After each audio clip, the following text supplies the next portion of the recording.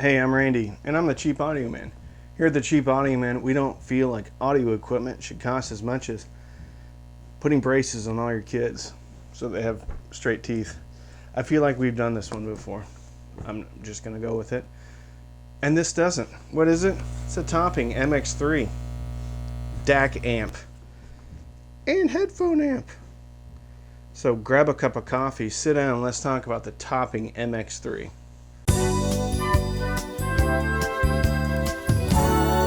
If you're new here, consider subscribing. We have a lot of videos out there, DACs, amps, IEMs, headphones. We do a podcast every Wednesday with Ron at New Record Day, and we have between two speakers. Some people like it and think it's funny. Other people's don't like it. People's don't like it. If you want to support the channel because you like what we're doing, you can sign up for Amazon HD Music for free. Click on the link, scroll to the bottom, click on Try HD. You get 3 months for free. You can use any of the links, and we also have a Patreon. Patreon.com/cheapaudioman. We do Zoom meetings. No, not a meeting. We get together on Zoom on Sunday nights, and there's patron-only content. So let's talk about the topping DAC, speaker amp, and headphone amp. It's the topping MX3.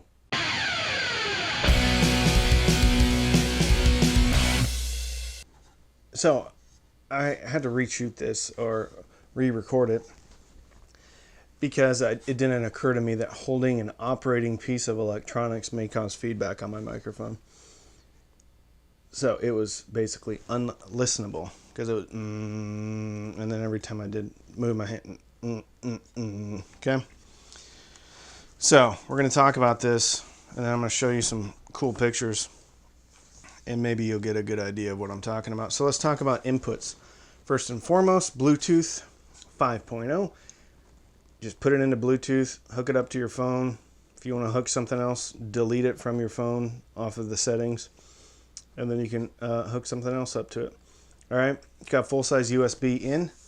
That is limited to 2496 though. All right, full-size optical, full-size coax digitals, that will go up to 192 kilohertz.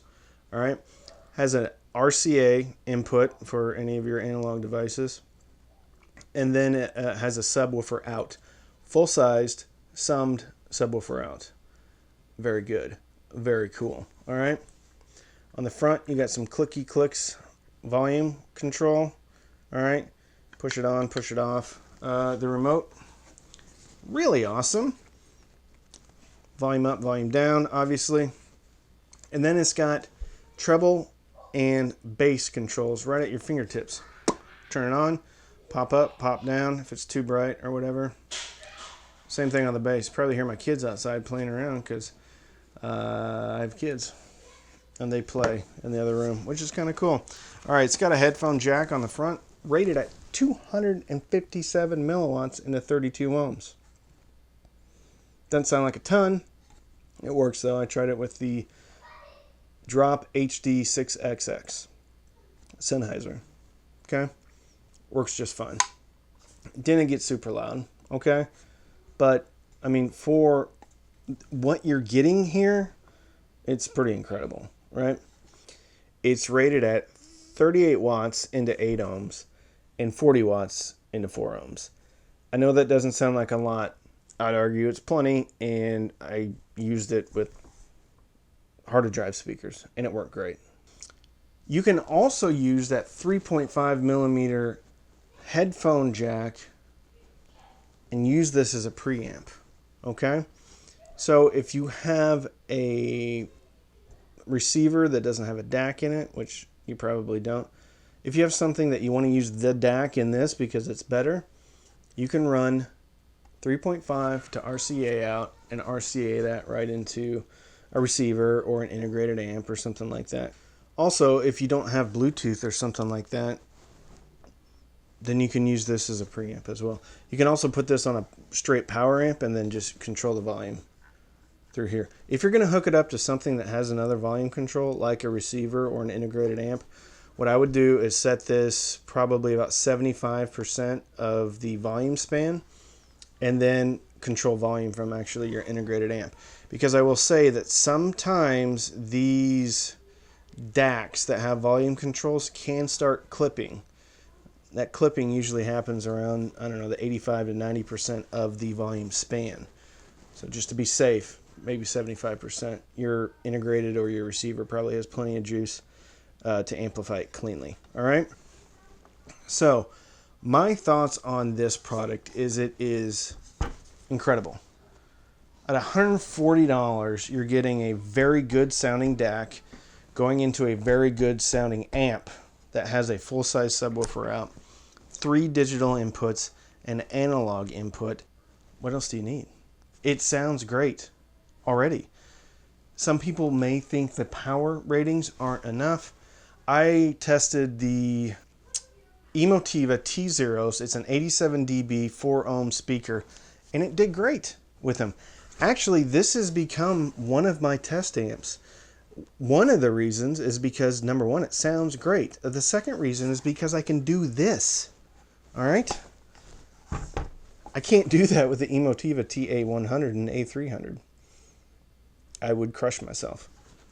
And I don't have the arm or the hand strength to be able to pick that up by itself. All right? Great value proposition. You just getting into this and you grab some decent speakers in this thing, add a sub later, you're set. DAC, amp, everything in there. Actually, I think this is a better value than like some of the just Bluetooth little amps, like desktop amps, because those are like 80 maybe around there.